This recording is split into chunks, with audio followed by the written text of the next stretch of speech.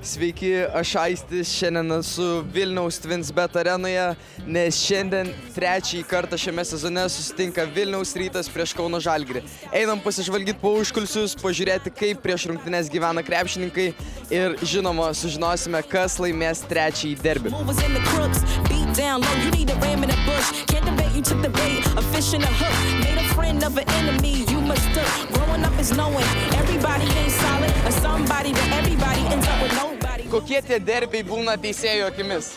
Kaip ten bebūtų, yra specialus pasiruošimas, nors ir tos komandos, tie visi žaidėjai žinomi, kaip lietuviai sako, kaip nulupti. Svarbiausia yra psichologinis pasiruošimas. Overall, do you think in those type of derbies, does tactics mean more or emotions? I mean, my emotions are just, I'm motivated, of course. I mean, obviously the goal is to win, so I mean, those are the only driving forces for me, honestly, just to win the game.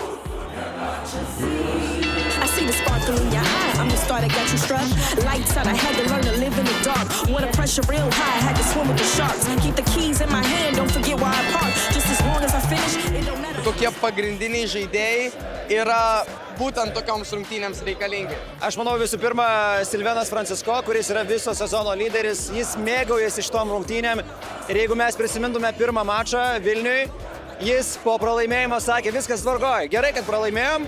Mūsų tai užveda dar labiau ir aš žinau, kaip jis mėgaujasi šitą atmosferą. Silvenas, Edgaras Ulanovas, jie gyvena tokiom rungtynėm, tai aš dėl jų visą laiką ramus. Kokia jūsų nuomonė apie tuos žaidėjus, kurie dabar žaidžia Žalgirį, turiu omeny Deividą Sirvydį ir Arną Butkevičių, kurie kažkada atstovavo jūsų mylimą klubą? Nu, ką aš žinau, kiekvienam savo geriausia situacija, jeigu tai yra geriausia situacija jiems, tai džiugu už juos. Ar pasilgstat pats rungtyniauti tokiuose derbiuose? Taip, pasilgsiu, apskritai rungtyniaut pasilgsiu, dabar negaliu žaisti, tai smagu žiūrėti, bet tuo pačiu ir šiek tiek pavydu.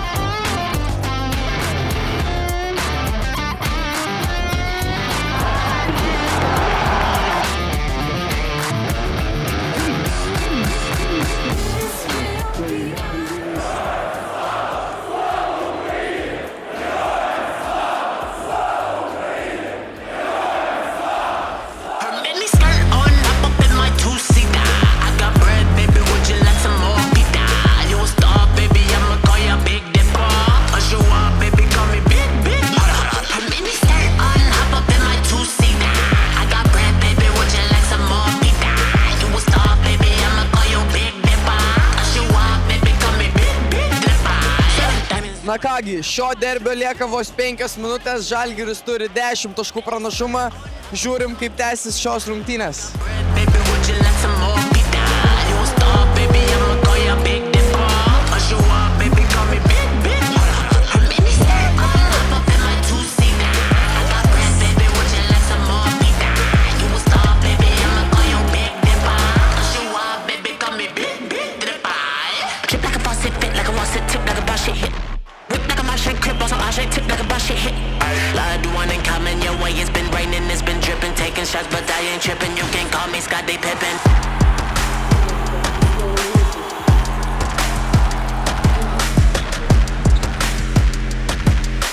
Na kągi, su šiomis Edgaro Ulanovo baudomis Kauno Žalgiris nubraukė Vilniaus prakeiksmą ir iš Vilniaus grįžta su dar viena pergalė savo kišenėje.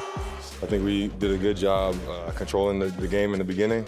To get a little bit of a lead because the last time we played them here, they got the lead early. They were up by I think 20.